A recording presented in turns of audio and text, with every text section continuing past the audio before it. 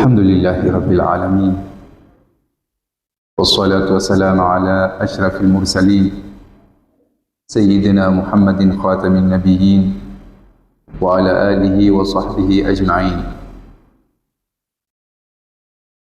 Tuliashiria kule nyuma tulipokuwa tukizungumzia sunna za saum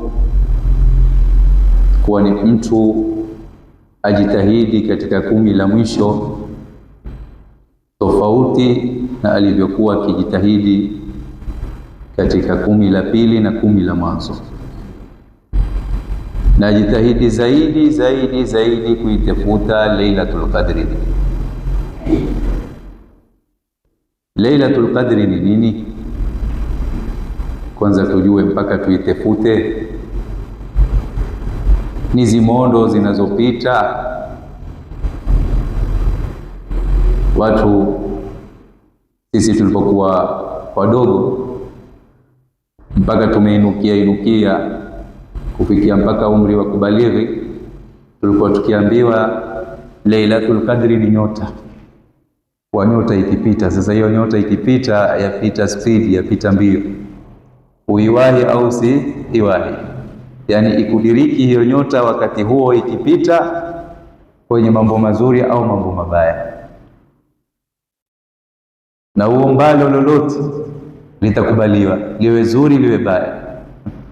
Kama yule mmoja alikuwa akisema ilimpitia Lailatul Qadri, ni visa hivyo vya uhadazi, yani vya kupumbaza watu.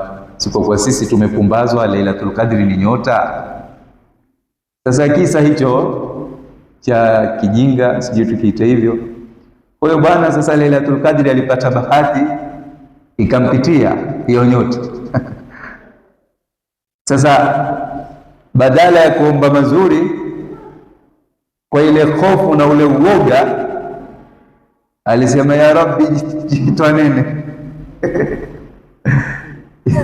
Yani sijui alikuwa ataka kusema nini, basi bichwa, yani bichwa, yani ya Rabbi bichwa kubwa.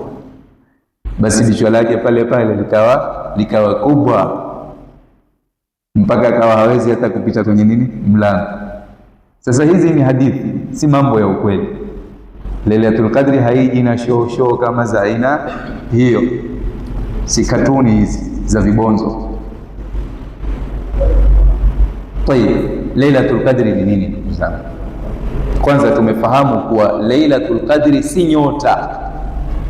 Maana kuna wakati nyuma watu usiku wa Ramadhani vikipita vile vimondo, tena mtu hajawahi kukiona kimondo. Vimondo nafikiri tunavifahamu. Wasa nyingine utaona kama nyota imepita spidi usiku. Vile vimondo ni vya kuwapiga mashetani.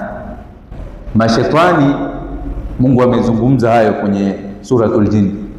Mashetani wamepewa uwezo mpaka wa kwenda kusikia siri za anga, mambo yanayoendelea huko. Na si wote, nikisema twabani, wako baadhi wamepewa nguvu za kwenda mbali zaidi. Sasa kila wakitaka kukaribia huko, basi vimondo vikiwaandama, vimondo hivyo sasa kama vibomu sasa hivyo vinawafukuza, zinawakimbiza. Sasa nyuma tulikuwa tukiona basi hiyo ndio nyota, ndio imepita, waona ndio wewe umefanikiwa Lailatul Qadri, basi pale wainua mikono ukijiombea utakalo. Hapana. Lailatul Qadri ni nini yenyewe? Laila maana yake ni usiku, si nyota. Laila Kiarabu, Laila ni Kiarabu, Kiswahili ni usiku.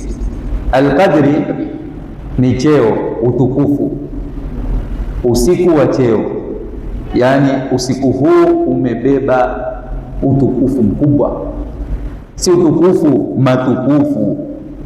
Usiku huu una matukufu mengi, kama ambavyo tutaelezea baadhi ya matukufu ambayo yapatikana katika usiku huu, ikiwa wewe umebahatikiwa na ukafanikiwa huu usiku ukakupitia katika mambo ya kheri.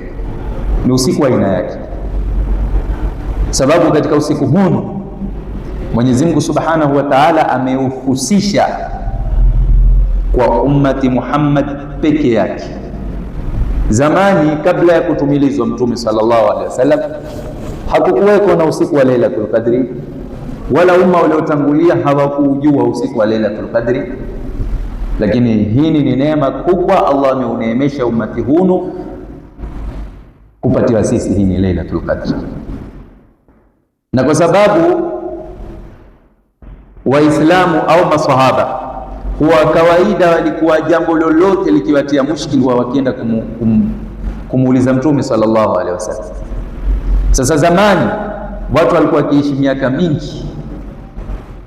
miaka mingi.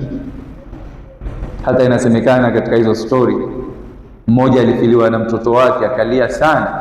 Alipoulizwa mbona unalia mama kiasi hicho, akasema huoni mimi nimefiliwa na mtoto wangu akiwa bado mdogo. Amefariki akiwa na umri wa miaka mingapi? Miaka 300. Anaona kama amedhulumika yule mtoto. Amefariki akiwa na miaka mingapi? 300. Haya, huyo mama analia. Haya, sasa mama yeye mwenyewe huyo ana miaka mingapi? Atakuwa amlilia mtoto wake, hajaishi maskini, hajaona maisha ya dunia, ameishi miaka 300. Leo ukipewa hiyo miaka 300, utainua mikono kumshukuru Mwenyezi Mungu kiasi gani? Na utasujudu na sajdatu shukri, ambao pengine hata maishani mwako hujawahi usujudu sajdatu shukri, lakini kwa ofa hiyo ya kuishi miaka 300, alhamdulillah, na utasujudu sajdatu shukri. Sasa maswahaba walipomwelezea Mtume sallallahu alaihi wasallam kadhia hiyo ya watu zamani walikuwa wakiishi miaka mingi, na naam, ni kweli. Inasemekana Nabii Allah Adam ameishi miaka 1000. Hebu angalia zama zinavyokwenda, kana kwamba huyo mtu ameishi juzi na miaka michache kuhesabika. Leo waweza kuishi miaka 1000? Lau utafunguliwa sasa hivi pengine ubakisha miaka 2 tu hapa uanze kulia, uketi msikitini muda wote. Vipi bwana, mbona utoki msikitini? Bwana mimi nimebakisha miaka 2. Hii sasa miaka 2 najua hata nikitaka kujiendeleza kiuchumi kilimwengu haina faida. Miaka 10 nijenge vipi? Mimi nilikuwa na bidii natarajia miaka 5 nitajenga. Tena unapiga hesabu ya miaka 5 na ushaanza kuweka pesa zako kwenye hazina, kwenye kibenki, au ushafungua akaunti yako. Tena badala hayo mali leo nini hutotaka hata kuyatumia, utayatoa yote fi sabilillah. Hatujui, lakini ndio hivyo, watu wanaokufa hawajui, hawapewi taarifa hata usiku, bwana wewe kesho waende, asubuhi huamki. Ndio hiyo mauti yahitaji maandalizi. Sasa jawabu la swali la maswahaba, zamani watu walikuwa wakiishi miaka mingi. Ni kweli, hata Nabii Allah Nuh Mwenyezi Mungu ametaja kwenye Qur'ani kuwa ameishi miaka mingapi? 950, 1000 kupungua 50. Na wakati wake inasemekana wa kuondoka kwake duniani aliulizwa, hivi miaka yote hiyo aliyoishi Nuh unayachukuliaje? Inni da'awtu qaumi laylan wa nahara. Na huyu hakuutumia wakati wake kuupoteza kukulalala kama sisi masaa mingi tunayotumia kulala, ule wakati unapotea. Huyu alikuwa akilingania usiku na mchana. Alipoulizwa na malakul mauti wakati wa kifo chake, alisema naona ni kama nimeingia kwa mlango huu na nimetoka kwa mlango mwingine. Hebu fikirisha, ukiingia mlango huu utoke mlango mwingine, ni muda gani huu? Ni muda mfupi kiasi gani? Sasa wewe maisha haya mafupi unayachezea, na Mwenyezi Mungu siku ya Kiyama atauliza tena wanadamu wote, haijalishi wameishi miaka mingapi, pamoja na kutofautiana miaka yao, wataulizwa kam labithtum fil ardi adada sinin. Sote kwa kauli moja tutamjibu Mwenyezi Mungu nini? Qalu labithna yawman au ba'da yawm, tumeishi siku moja, hata hiyo siku moja ni nyingi, au baadhi ya siku, nusu siku. Ile siku moja hata pia watasema naona kama pia ni nyingi, bado tunaona sisi tumeishi duniani nusu siku. Yauman au ba'da yaumi, nusu yake nusu siku. Hebu ndugu zangu, watu wote, haijalishi umekaa miaka mingapi, umejiandaa na nini? Hiyo siku imeitwa yaumul akhirah, siku ya mwisho, ni kuonesha hakuna la yauma baadahu, hakuna siku baada ya hiyo siku. Utahesabu vipi siku wakati sisi tuna barnamiji na mikakati ya kuhesabu siku kupitia usiku na nini? Jua tuangalia limechomoza alfajiri, leo limekuchwa, usiku umeingia, tuhesabu masaa. Siku ya Kiyama hakutokuwa na jua wala mwezi. idha shamsu kuwirat, jua litakapokunjwa kunjwa, wa idha nujumu kadarat, nyota zitakapoanguka, zitakapofutwa mwangaza wake. Hakutakuwa na mchana kusubiri mwangaza wa jua, siku hiyo itakuwa ni giza peke yake, giza namna moja. Sasa nuru itakuwa wapi? Watu watakimbilia wapi? Amali zako njema ndio zitakuwa ni nuru yako zitakazokuongoza, na utaweza kupita sirati kupitia amali zako njema. Hili ni mizani tumepatiwa, tumewekewa sisi wanadamu. Kweli hatukuingia peponi kwa amali zetu, lakini ingia peponi amali ni nini? Amali zake njema. Faman ya'mal mithqala dharratin, sio? Mwenyezi Mungu amesema man amila salihan falinafsi. Mwenyezi Mungu amtaja kwenye Qur'ani, wafanyao wema, wale waamini na wakatenda wema tutawaingiza peponi. Kwa hivyo ameamini na mtu akatenda mema, si kwa sababu ya mema yetu, ni kwa rehema, kutokana na rehema za Mungu. Lakini mizani ni ndio, ukifanya maovu kisha tarajia rehema, Mungu ataniingiza peponi badala ya kuingia motoni. Mizani ni pepo, njia yake ijulikana, ni taa. Moto ni wewe upandamani makatazo, na Mwenyezi Mungu ameweka wazi kwenye suratul Insan, hal ata ala lisani hinu min ad-dahri lam yakun shay'an madhkura inna khalaqna al-insana min nutfatin amshajin nabtalihi faj'alnahu samian basira inna hadaynahu sabila imma shakiran wa imma kafura. Katika nyingine, wa hadainahu najdain, tumemuongoza, tumemuonyesha mwanadamu njia mbili, tumemfahamisha hii ni njia ya kheri, ukifanya itakupelekea huku. Sote tunajua kufanya mema yatakupelekea kuzimu au kuzuri, na ukifanya maovu yatakupelekea wapi? Kwa hivyo sikae tukiholela holela, tutaingia na rehema za Mwenyezi Mungu kaja kama wale wajinga. Wa rahmatullahi wasi'a, rehema za Mwenyezi Mungu ni pana bwana, ni kubwa. Wewe ukae tu kisha utarajia pepo. Mungu mwenyewe anasema mwadhania hiyo pepo mtaingia tu hivi hivi, wakati wale ndugu zenu nyuma, maswahaba waliokuwa kabla yenu walipigania dini ya Mwenyezi Mungu. Watu walitolewa macho, walitobolewa macho, wengine wakasulubiwa, wengine wakakatwa vichwa vyao kwa ajili ya dini. Wao wamekatwa, wote waliamua kutumika. Sasa na wewe ukijitahidi, basi alladhina jahadu fina lanahdiyanahum subulana, tapita sirat kwa taufiki Allah subhanahu wa ta'ala. Ndugu zangu, Mtume sallallahu alaihi wasallam ikateremka, inna anzalnahu fi lailatul qadri, tena iliteremka. Hii ni Qur'ani iliteremka usiku gani? Usiku huu, usiku wa Lailatul Qadri, usiku wa cheo, usiku ambao shetani anakuwa dhaifu. Kwa sababu gani? Kutokamana na ofa kubwa ambayo Allah subhanahu wa ta'ala amewapa waja wake. Wanazuoni kama Ibn Abbas katika kuelezea hili kuteremka Qur'ani usiku gani? Usiku wa Lailatul Qadri. Na Lailatul Qadri usiku huo ni lini?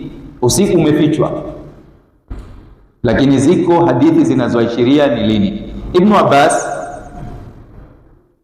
na wengi katika wanazuoni wamesema kuwa Qur'ani ilianza kushushwa kwanza kutoka Lauhul Mahfuz kwenda mpaka kwenye wingu wa dunia katika usiku huo wa Lailatul Qadri. Kisha sasa baada ya hapo Qur'ani ikaendelea kushushwa pole kwa miaka 23. Miaka 23 baada ya kutumilizwa kupewa utume Mtume Muhammad sallallahu alaihi wasallam, miaka 23, miaka 13 Makka, miaka 10 Madina. Sasa Qur'ani, na hii suala la kuteremshwa Qur'ani ni elimu ambayo ni muhimu sana watu wajue, suala linalofungamana na Qur'ani. Kunao vitabu vinaelezea ulumul Qur'ani, kuna mambo mengi sana tunapaswa kujua katika Qur'ani. Tayeb, tosheka kwamba hii ni Qur'ani mzima imeteremka kuzungumzia usiku wa Lailatul Qadri. Ikaitwa kwa jina gani? Suratul Qadri. Suratul Qadri, yani sura imetajwa kwa jina la hunu usiku, na ndio Qur'ani ilipofanyaje, ilipoanza kuteremka. Ndugu zangu, hunu usiku ni bora kuliko miezi 1000. Mwenyezi Mungu Subhanahu wa Ta'ala atuambia, wa madra kama Lailatul Qadri, Lailatul Qadri khairun min alf shahr. Lailatul Qadri, ukiafikiwa usiku huo, jua kwamba ni bora kivipi? Yani ni bora kiibada kuliko ibada miaka 83 takriban. Sasa ilipoteremka hii sura, haya nyinyi maswahaba, acheni kulia, nyinyi kweli maisha yenu ni mafupi, umri wenu ni mfupi. Sasa nyinyi katika kila mwaka mmepewa usiku huo. Usiku huo ukikudiriki katika hali nzuri, ukaafikiwa usiku huo, basi jua kwamba ibada ya usiku huo ina thamani kubwa zaidi na daraja kuliko ibada ya takriban ya miaka 83. Maana miezi 1000 ni sawa na miaka 83 takriban. Kwa hivyo Qur'ani imeteremshwa usiku huo, ndugu zangu. Katika usiku wa Lailatul Qadri ni usiku ambao mtu yoyote hainui mikono kumwomba Mwenyezi Mungu isipokuwa dua inatakabaliwa, dua yake inatakabaliwa, milango ya mbingu iko wazi. Sasa lakini suala la kujiuliza, je, ni mimi na wewe tutakawafikiwa usiku huo? Umewahi kuliuliza swala kama hilo? Wewe je, ni katika watu ambao wataafikiwa Lailatul Qadri? Bado. Lakini ndio sasa hivi tuanze kujitayarisha 10 la mwisho. Jua kwamba 10 la mwisho ndio inapatikana Lailatul Qadri. Kwa hadithi nyingi Mtume sallallahu alayhi wasallam alituambia, iltamisu fi 10 al-awakhir min Ramadhan, itafuteni hiyo Lailatul Qadri 10 la mwisho, fi 10 al-awakhir, katika 10 la mwisho katika mwezi wa Ramadhani. Na sisi sasa hivi usihesabu tena kwa kwenye 10 la pili. Wewe leo ni mwezi, leo tarehe 17, kesho tarehe 18, 10 la pili laenda kumalizika. Sasa jipange kuanzia na sasa hivi, ujiandae. Kama ni kuketi itikafu msikitini, ni sasa hivi uwe na fikra hizo, uwe na maazimio hayo, kwa sababu usiku huo ni usiku wenye thamani kubwa, ndugu zangu. Ukikupita huupati tena. Kwa hivyo usiruhusu huo siku ukapita na wewe uko kwenye mambo ya kushangaza shangaza. Maana wengine hufanya mambo hata kumshangaza shetani, unajua hilo?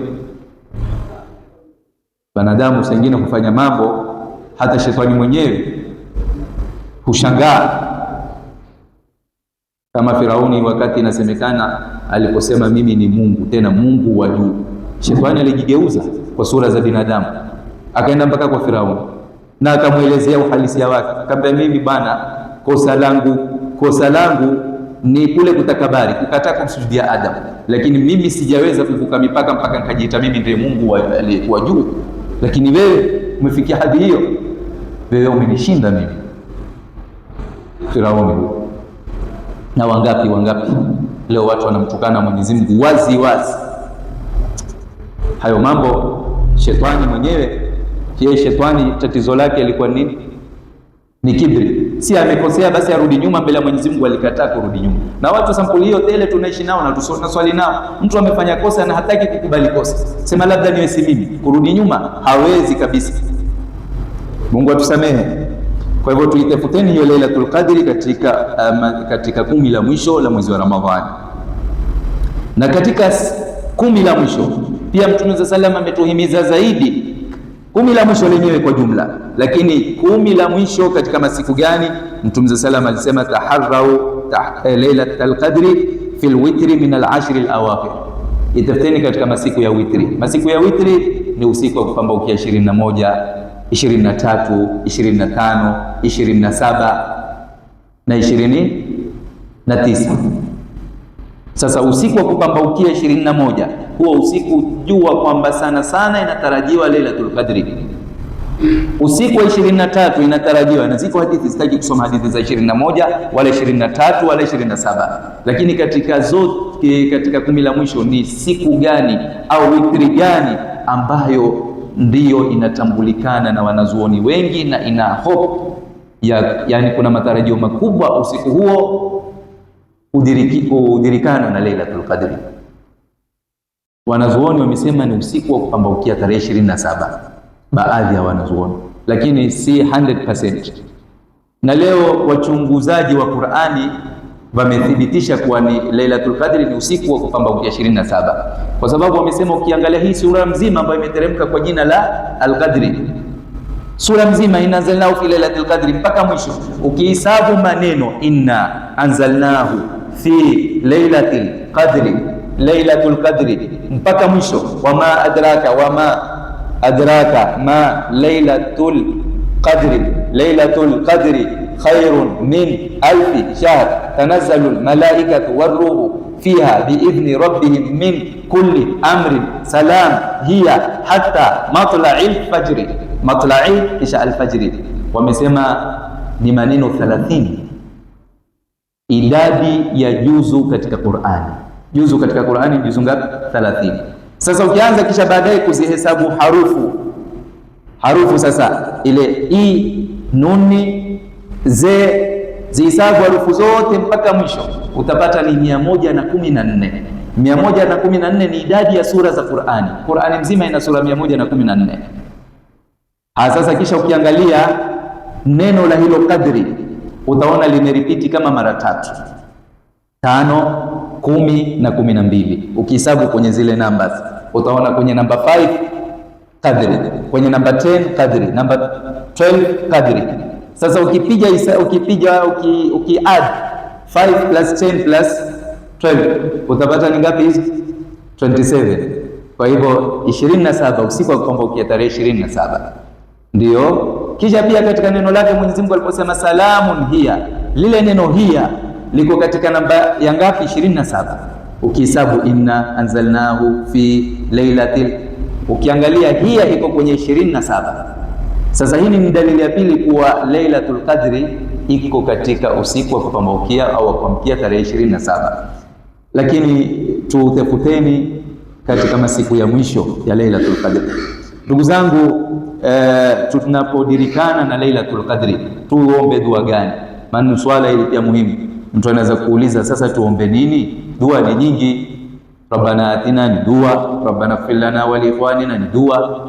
Naam, ukiomba dua yoyote ni sawa, ukiomba haja yoyote ni sawa, lakini dua muhimu na iliyokupotezwa na ambayo ni sunna ni dua ambayo Sayyidatina Aisha pia alifundishwa na Mtume sallallahu alaihi wasallam.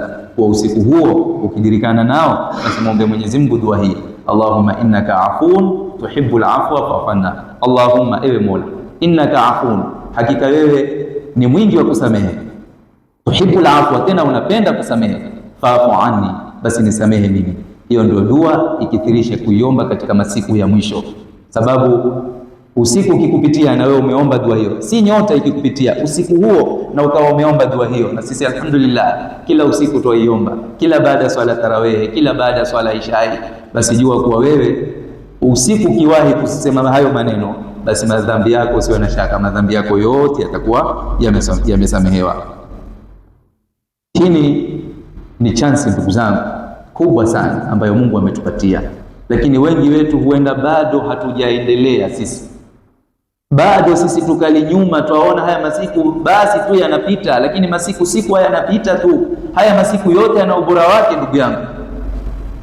Hujui utakufa lini. Kufa na wewe kwenye mizani yako una madaraja mengi, uende ukashangae mwenyewe kuziona thawabu zako. Kionyesha pahala pako kwenye Jannatul Firdaus, ndio utajua kuwa mimi bwana duniani kweli nilijitahidi, sikuwa na dharau khairi. Nikienda darasani nikiambiwa jambo fulani, nimeona ili jambo basi nalitia maishani mwangu na kulifanyia kazi. Na hii ndio faida ya elimu. Ukipata jambo lolote umejuzwa na ukalifahamu, basi litumie katika matendo yako. Uchache wa kuidiriki Lailatul Qadri, wamesema wanazuoni, ni kuswali swala ya Isha kwa jamaa na kuswali alfajiri kwa jamaa, sababu Mtume sallallahu alayhi wasallam amesema mwenye kuswali Isha kwa jamaa ni kama aloisha nusu ya usiku, na mwenye kuswali alfajiri kwa jamaa ni kama aloisha usiku wote, usiku mzima. Lakini hiyo ni martaba ya chini kabisa. Kisha martaba ya kati na kati, yani kiwango cha kati na kati, ni mtu kuisha usiku huo mwingi kwa kufanya ibada. Hiyo ni kiwango cha kati na kati. Kiwango cha hali ya juu cha wale maaulia, wale watu mawali wakubwa wa Mwenyezi Mungu, hao huisha usiku wote kwa ibada, usiku mzima kwa ibada. Kwa hivyo sasa ni wewe jitahidi kadri uwezavyo, lakini usiache kuswali daraja chini kabisa, uswali Isha kwa jamaa na alfajiri kwa jamaa. Kwa hiyo nakuhusia sana 10 la mwisho zisikupite jamaa, na kama umekosa jamaa, basi hata nyumbani waweza ukaswali jamaa na mke wako. Umeona watu hapa wanaswali, muite mmoja kama waweza kumvuta, bwana njoo tuswali jamaa, ili usije ukakosa hiyo Lailatul Qadri. Na baada ya kuswali usisahau kuomba hiyo dua, Allahumma innaka afun tuhibbul afwa fa'fu anna. Basi jua kwamba utakuwa na mizani kubwa ya thawabu. Itakuwa ibada yako kwa muda huo mfupi ulioifanya ina thawabu na thamani kubwa kuliko ibada miaka 83. Kuna mambo mengi ya kuelezewa, lakini na alama zake hiyo Lailatul Qadri, lakini kwa sababu ya kuchunga wakati tutakomea hapa insha Allah taala. Lakini insha Allah tujitahidini, najihusia mimi mwenyewe nafsi yangu na kuwahusia nyinyi, tujitahidini. Sasa tumefikia tukaribia masiku ya mwisho, tujitahidini sana kwa ajili ya kuitafuta hiyo Lailatul Qadri. Mwenyezi Mungu atuwafikie hiyo Lailatul Qadri. Mwenyezi Mungu aondoshe fitna zilizoko duniani, aondoshe baa za vita, ajalia watu washikane, watu wapendane, watu wasaidiane, kwa Waislamu baina yao kwa baina yao, Waislamu baina yao na kwa wasio kwa Waislamu, washirikiane katika mambo ya kuwasongeza mbele. Mungu ajalie inshallah iwe hii dunia inshallah iwe tapatikana amani, na ili vurugu haya magiza yote yaliyotanda Mwenyezi Mungu yaondoshe. Mwenyezi Mungu atupe kaulu thabiti. Mwenyezi Mungu atujalie kila la khairi na tuepushe na kila la shari. Mwenyezi Mungu awape shifa wagonjwa wetu, na Mwenyezi Mungu awasamehe waliotangulia katika wazee wetu wote, bi rahmatika ya arhamar rahimin. Sallallahu alaihi wasallam Muhammadin wa ala alihi wasallam.